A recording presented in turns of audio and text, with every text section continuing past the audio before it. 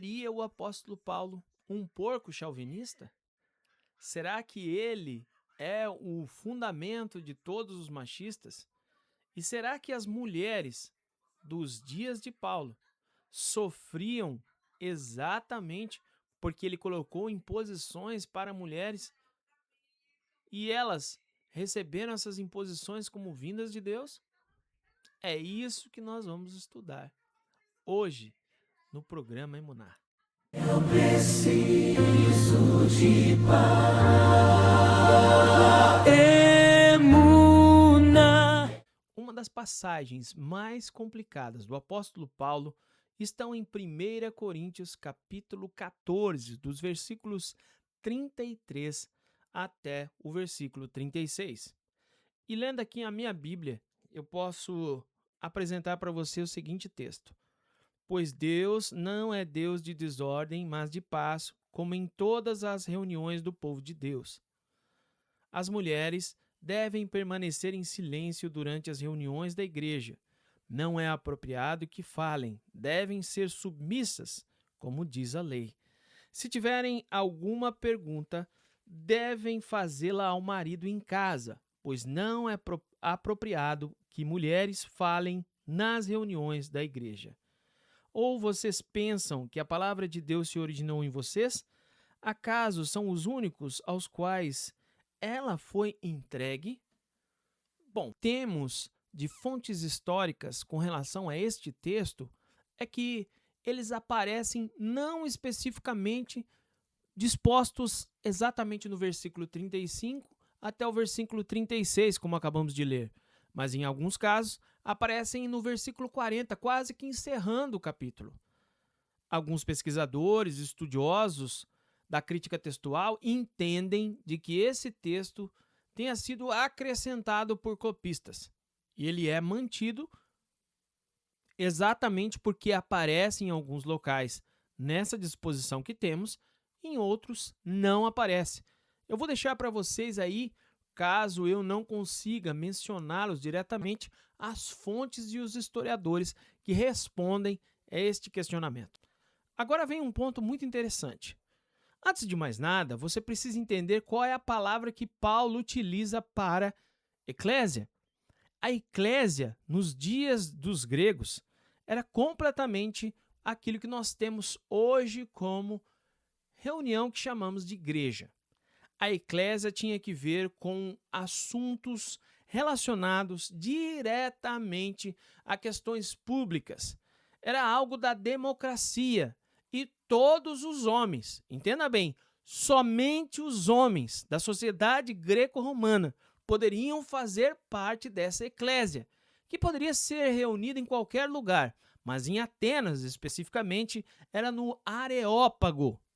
E observe bem, somente os homens. As mulheres estavam restritas a fazer manifestação pública de qualquer opinião. Já os homens, eles tinham a condição de manifestar suas opiniões e, inclusive, elas poderiam se tornar leis. Por isso, os homens tinham parte do seu estudo, era o estudo exatamente da construção de discursos para que eles pudessem falar aquilo que conviesse para apresentar às pessoas um novo projeto de lei. Muito bem, essa era a sociedade do apóstolo Paulo. Diante dessas informações, eu fui procurar e tenho em casa um livro de uma grande pesquisadora, Sarah Ruden. Ela, como pesquisadora de história e mulher, também teve alguns problemas em lidar com esse tema.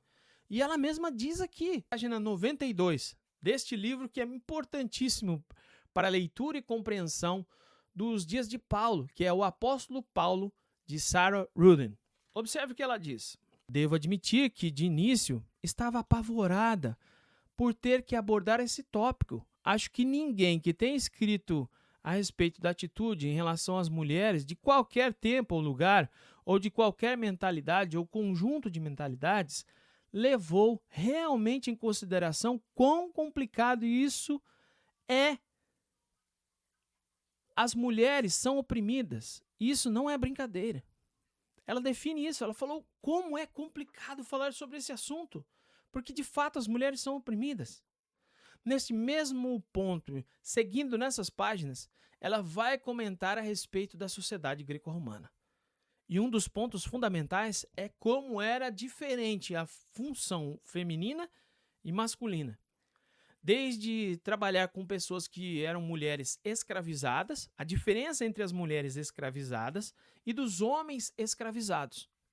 As mulheres escravizadas, elas passavam por um problema muito maior do que os homens, porque elas não tinham tempo de descanso. Muitas delas estavam na ocupação de carregar água, ajudar com os alimentos e fiar algodão, ou melhor, lã. E nesse prazo de fiar, não tinha tempo. A necessidade era tão urgente que muitas das vezes elas, sob luz de lamparina, trabalhavam altas horas até que chegassem à estafa completa. Por outro lado, também haviam mulheres, porque o termo mulher era definido para cada uma das classes sociais.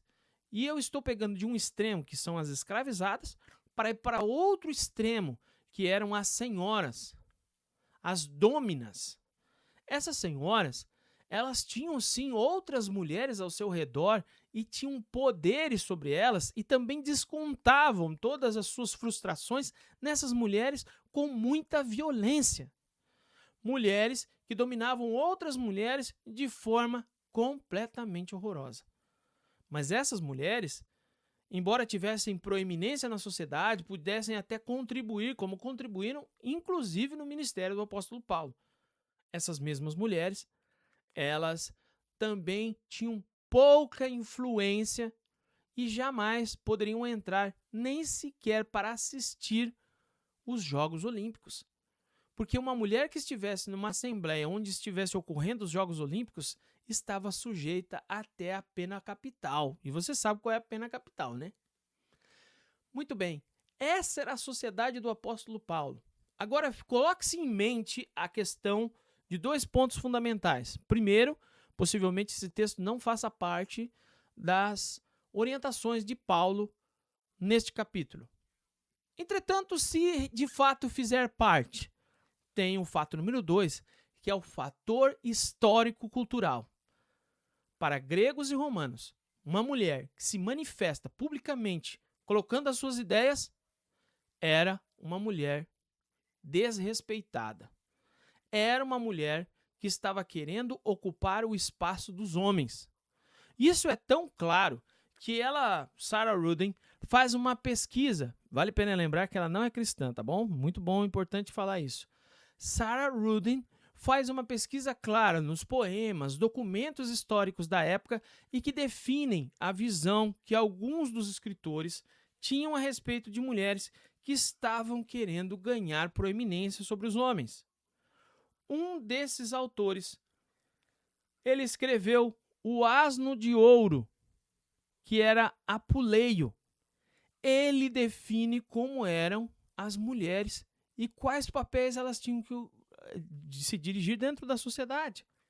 Então observe bem, se Paulo está dando um conselho às mulheres para que não falassem na eclésia, veja bem, como você está identificando hoje? Eu vejo igreja, certo? A igreja é um templo e nesse templo muitas pessoas vão até lá e podem manifestar-se. Nos dias de hoje, com a sociedade que foi totalmente modificada, e agradeça isso principalmente pelos princípios judaicos cristãos. E por que eu te falo isso? Porque a sociedade judaica cristã, ainda que tivesse alguns problemas com relação às mulheres, era uma sociedade que ainda dava algumas proteções. Exemplo, uma vez que o pai falecesse, ele deixava por herança para a mulher 10 dracmas. Com essas dracmas, ela poderia se manter ao longo da vida, ou então dar como parte do seu próprio dote, e dessa forma ela conseguiria se manter. E é nisso que também fala uma das histórias da dracma perdida de Jesus, que a mulher varre toda a casa e quer obter aquilo. Mas para mulheres, sejam elas viúvas, órfãos, percebam que o termo órfãos e viúvas, os órfãos não eram somente crianças. Existiam homens e mulheres, até adultos, e principalmente mulheres que eram órfãos, porque não tinham um pai ou uma mãe para poder dar apoio, para não recorrer a outros tipos de trabalhos, como entregar-se para se tornar uma serva ou escravizada de alguém. Essas mulheres eram acolhidas pela eclésia do apóstolo Paulo. Essas crianças, meninas que muitas vezes eram abandonadas na sociedade greco-romana, eram acolhidas também na eclésia de Paulo. A questão de não falar era porque não é parte daquilo que eles chamam civilidade. Você quer entender um pouco mais de religião? Religião, para os greco-romanos, é o religare, que significa que você tem o seu papel social e você tem que cumprir deveres cívicos. Esses deveres cívicos estavam relacionados diretamente com a sua prática religiosa. Então, tinham mais que ver com os seus princípios diante da sociedade do que só com os seus rituais. E por isso que nós temos hoje princípios que também regem a nossa sociedade, que demonstram o que é civilidade. Na nossa Constituição, por exemplo, existem muitos princípios que fazem parte daquilo que é ser um cidadão, que originaram-se do princípio cristão e judaico. Porque nossa sociedade, após a existência de Jesus, modificou completamente o princípio tradicional da lei romana, das 13 tábuas. Isso você pode pesquisar aí agora mesmo. Você vai ver a diferença que Jesus fez para a nossa sociedade. Eu digo a pessoa, a mentalidade, a construção dos pensamentos que o cristianismo favoreceu. O acolhimento a idosos, o acolhimento a pessoas doentes, o acolhimento a pessoas com problemas de má formação. O cristianismo, nos seus princípios, e isso é documentado claramente por muitos historiadores antigos, advém disso. Mas aí uma pessoa deixa de falar em público por conta de que, dentro daquela sociedade, isso seria um escândalo, seria algo que colocaria em risco a mensagem que a pessoa está dizendo.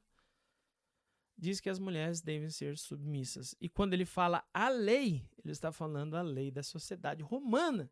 Até porque o texto é dirigido a pessoas que são cristãos recém-conversos, que eram pagãos. A lei deles qual era? Era a lei romana, era a lei de civilidade. Os coríntios também estavam sob o Império Romano, gente. É uma coisa que falta, às vezes, um pouco de orientação correta para o entendimento. E se você quiser saber mais a respeito desses temas, eu aconselho que você adquira, procure esse livro, Sarah Ruden, O Apóstolo Paulo. Aqui ela vai falar sobre vários assuntos polêmicos e você vai desenvolver esses conceitos. E eu vim aqui para falar com você, não na mentalidade de um homem somente, né? Mas aqui falar de coração com você, para que você aprenda algumas coisas que talvez as pessoas não te ensinaram. E você tem o direito de saber. Tem o direito de não deixar que certos preconceitos, que certas problematizações dos textos, que certas atitudes erradas de algumas pessoas governem o princípio daquilo que diz as Escrituras.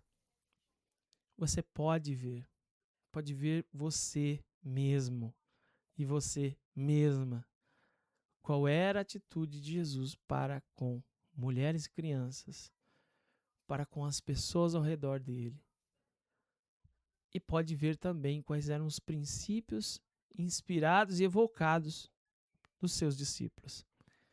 Pensa bem, às vezes a gente tem a mística do termo. Qual é a mística do termo apóstolo? Como alguém fosse importantíssimo. Não. Apóstolo também era apenas um discípulo, um aprendiz, alguém que foi enviado para entregar uma carta, igual com um carteiro. Ele está com uma mensagem a ser entregue. Não é tudo isso. Eles não se achavam tudo isso. Eles eram pessoas humildes, comuns, do dia a dia. O problema é que nós estamos fazendo o anacronismo. Você sabe o que é anacronismo? É quando você tenta olhar o passado com as lentes dos dias de hoje. E o passado, a gente precisa observar como ele funcionava antes. A sociedade de Paulo não dava margem para mulheres fazerem nada. Paulo, ao emitir essa orientação, estava protegendo as mulheres. Estava permitindo que essas mulheres estivessem seguras diante das leis civis daquele mesmo local. E ao longo do tempo, o cristianismo foi se desenvolvendo e a compreensão errada das nossas atitudes foi caindo ponto a ponto. E isso é importante, o amadurecimento. Às vezes pode ser que leve séculos, mas as pessoas amadurecem. No século XXI, nós estamos todos em volta de uma compreensão da filosofia greco-romana e dos princípios judaico-cristãos e lei romana. Pesquise isso, se não é esse o fundamento da sua civilização ocidental. Então, se você tem uma maneira de pensar hoje mais humanitária, lembre-se que ela começou lá atrás, no princípio, onde um pequeno pregador da cidade de Nazaré, uma cidade que não tem valor algum diante de muitas outras no mundo inteiro, e com toda a simplicidade, um povinho pequeno como os judeus, dentro desse povo, alguém menor ainda do que os judeus, espalhou uma mensagem que conseguiu abranger e alcançar o mundo em mais de 2000 anos. Talvez alguém está pregando errado para você, mas não se permita de jeito nenhum a não conhecer a maneira certa. Aquele abraço do capitão. E eu espero que você tenha gostado desse estudo e volte mais vezes.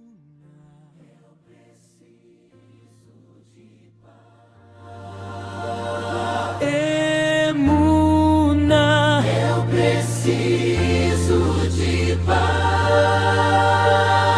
Só em Jesus vou